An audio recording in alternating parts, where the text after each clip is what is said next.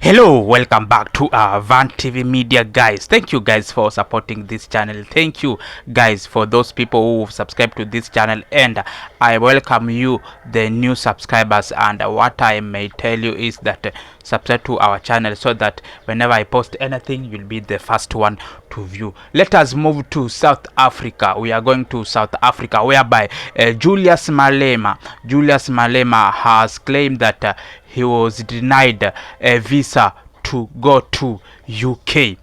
Julius Malema was denied what? Was denied a visa to go to UK, and we perused and asked why. That was the big question. Why is it that one can be denied a visa to go to UK? And we found something that might be cause the decision of UK to deny Julius Malema a visa. Just watch out the video and we will proceed on the story. EFF leader Julius Malema says he has been denied a visa to London, claiming it's an attack on his dissenting political perspective. Malema has taken to social media claiming British authorities provided no substantial justification for their decision. He was set to attend a conference at Cambridge University. In a post on social media platform X, leader of the EFF, Julius Malema, said he's currently at the OR Tambo International Airport as he was promised that his visa would be sorted by 3:30 this afternoon, only to be sent a letter 4 hours before his departure, upholding the decision to deny him entry. In a statement, the party details how Malema was invited to the Cambridge University to make an address this weekend at the institution's annual Africa Together conference. The EFF says the UK is not only suppressing academic freedom by essentially banning Malema from travelling to the country, but is also making an open declaration of war against those who stand up to the British monarchy. They believe the decision by British authorities is in retaliation to condemnation by Malema of former British Prime Minister.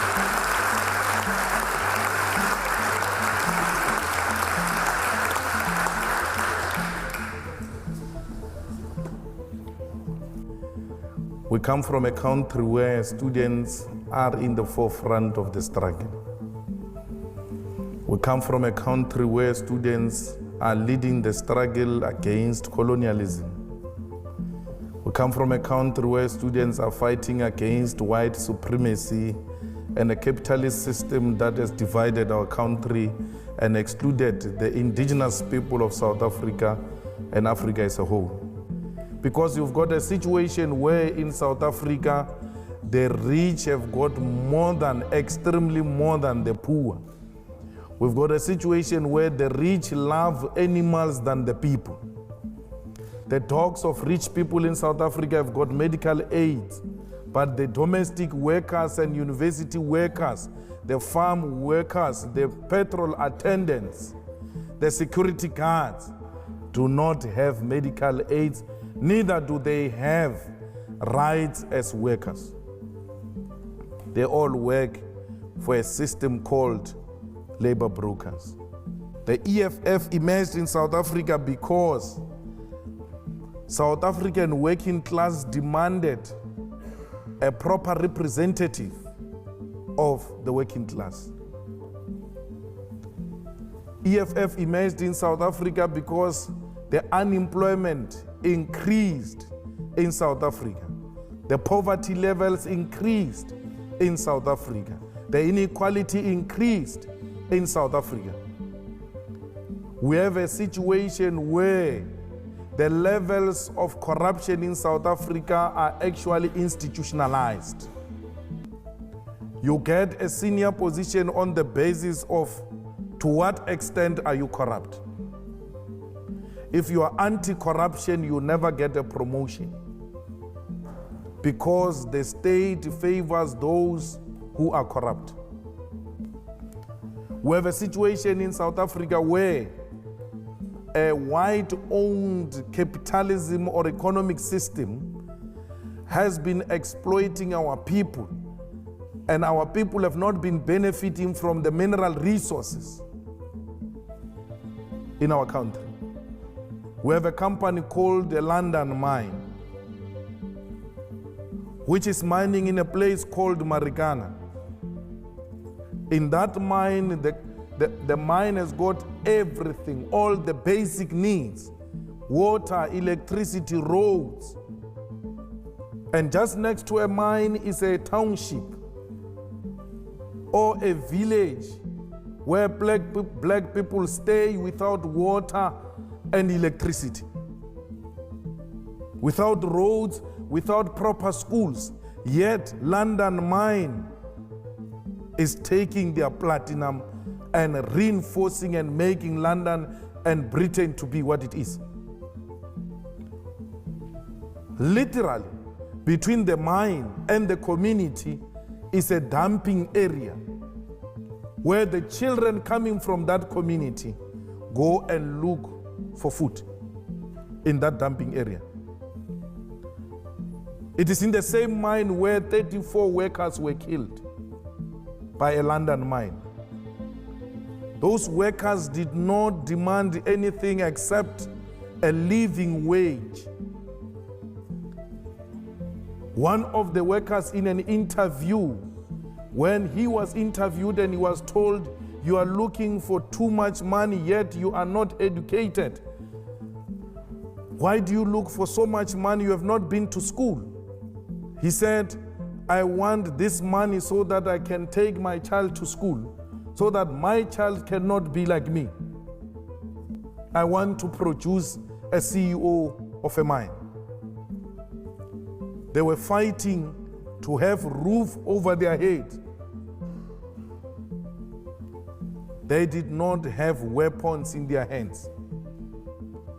But the government of the day responded to those genuine demands of the people by sending police with rifles, and people were killed because they demanded enough money to take their kids to school. Some of them, when police arrived, they raised their hands and pleaded that police should not kill them. Police shot defenseless masses of our people. One of the people who was shot there was one man who was wearing a green blanket called Mambush, with more than 7 bullets found on his head on a close range, because they demanded money and more money from London Mine. When people demand water, they get shot at and killed by the government. When people demand better living conditions, the response of the state is to kill those people. We're fighting against that. When the students demand free education, they get locked up by the regime. We're fighting against that. We're fighting for equality in our country. We do not want to replace white supremacy with black supremacy. We want to create a society where all of us exist as human beings and not as white and black. We want to restore the dignity of the African continent and position Africa as an equal partner in the world economy and international politics. We want Africa to be like Europe. We don't want Europe to treat Africa like it is its own subject. When we say those things, we are called communist, we are called anarchist, we are called radicals, because we must continue to bow before a white supremacy. We're refusing that. We're refusing to bow before imperialism and colonialism. We want a total control of our own country and our own land. We in South Africa, black and white, we coexist as people. When we fight colonialism, we do not fight white people. We come from a bad history of apartheid. where white people have exploited us for far too long. Yet, we have extended a hand of friendship. There are many others who are still refusing and still wanting to act as if we live in the apartheid era. Those do not deserve to live amongst those who want a united South Africa, black and white. It is of their own problem. We are not going to be an international home of racists. We're not going to be an international capital city of racism. We refuse that black people must still bow before white people. You say, quite clearly, I would arm Vladimir Putin. Yes. You know that the International Criminal Court wants Vladimir Putin to face war crimes charges. It must start with Tony Blair. It must start with George Bush. It must go to Barack Obama. Then it can go to Putin. So let's get this straight. You're saying to me that your policy, if you were in power in South Africa, is quite simple. That your enemy's enemy, and it seems you regard the US and its allies as the enemy, your enemy's enemy is your friend. Never mind if he's a suspected war criminal, never mind if the UN and the ICC say they have compelling evidence of Russian war crimes. You don't care. As far as you're concerned, my enemy's enemy is my friend. You're exaggerating, but another point which you don't want me to go there is that Tony Blair accepted that they were wrong about Saddam Hussein to an extent that he did an apology of a thug, right? You have never called for his arrest. A man admitting that I was wrong. How many people died there, killed by those people? So all I'm saying is, we are with President Putin because it's not enemy of my enemy. It is an anti-imperialist agenda that says the American dominance and its allies should be undermined at all costs. And it will be wrong of me to leave this mic without saying to Britain and everybody else who care, we do not mourn the death of a colonizer and a murderer who came and killed our people, and she's wearing proudly a stolen goods on her head. We have nothing to do with the Queen. Renaka Spedi, but Baukwar Buleli, Slaga Bona, Marawana, Kele Kodu, Lele Bolailemba to Barena, Ba Utswa di minerali tamo Africa, Ba Utswa di minerali all over Africa. Today, people tweet, hey, we mourn the Queen. But when Helen Zille tweeted and said that not everything is bad about colonialism, you all said Helen Zille is a racist. How can she praise colonialism? By mourning and praising the Queen, you are celebrating colonialism. You are not different from Helen Zille. We were not colonized by the land called Britain. We were colonized by the leadership of Britain that killed our people. So we must not be asked to do wrong things here. We are very clear. The Queen does not represent anything good. Britain has got a lot of gold, yet they don't have a single mine of gold. Those are stolen goods. We must talk about reparation. We must talk about the return of the gold. We must talk about the return of the stolen diamond, and not these other side issues which are not important to us. How can you be oppressed for so many years? After liberation, you've got nothing to show that we have been liberated. You have no land, you have got no bank, you've got no mine. The only thing you have is a hatred of other Africans. It was this Queen who gave us surnames, by the way. This Britain, we did not have surnames. We were calling each other ka direto tša rena. The surnames and the addresses, we did not have an address because they move up from year to year according to the season. So today we are given address, we are given borders, we are given surnames because we must be controlled by a certain nation which we must celebrate. Okay, you've seen how Julius Malema was speaking about UK. Julius Malema spoke criticism. He criticizes UK in so many ways. He was not fearing at all or talking about UK, and the time came for him to go to UK by forgetting that what he talked all in social media were not being seen by UK. You've seen what Julius Malema was talking about the UK. He started by saying that there is a company in South Africa that is that comes from UK, whereby that company is used to racism, whereby doesn't people black at the around the company, you've seen they are not being treated well. So Julius Malema, or let's say their party is trying to fight that racism that is there in South Africa. And you have seen whereby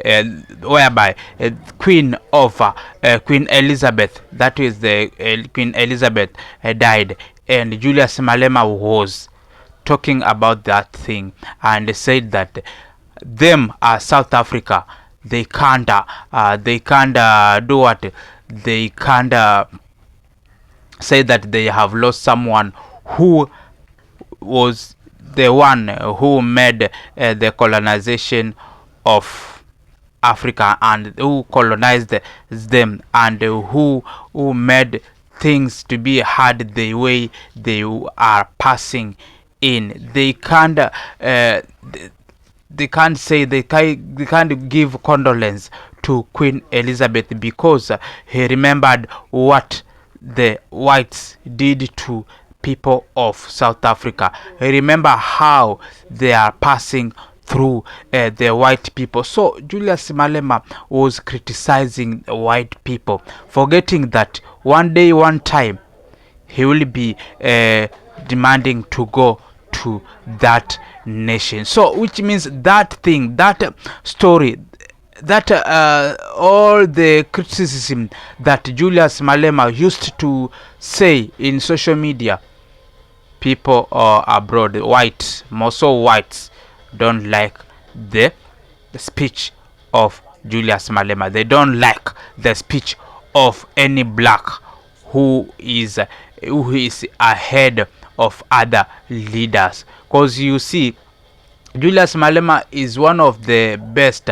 African black leader here in Africa to do what, to do away with the oppressors. Is the one who does away with the colonialism. Is the one who don't want to see things related to racism. That's why he don't associate with whites. Is the one who is fighting for democracy. Is the one who want Africa to look like Africa. Is the one who want Africa to be respected like Africans. Is the one who have said that is going to fight lands that is in South Africa, black African to get land instead of land being occupied by white people. So all these things, all these speeches that Julius Malema used to say online are the one that made him to be denied a visa to United Kingdom. Guys, just drop your comment and tell us, when will we Africa will be free?